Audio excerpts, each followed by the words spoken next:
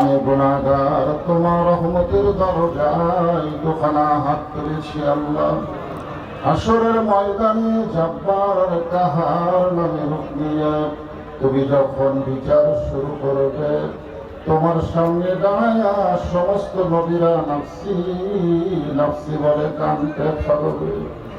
এমন কঠিন অবস্থা হাসরে হবে, সেদিন সমস্ত নবী তার উম্মতকে ভুলে যাবে। একমাত্র দরদি নবী ইয়া রাব্বি হাবলি উম্মতি বলে সেজদায় পড়ে যাবে। সেই কঠিন মুসিবতের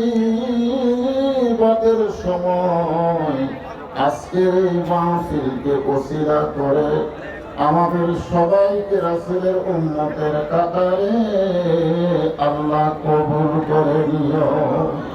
সুবহান রাব্বিকা রাব্বিল ইজ্জাতি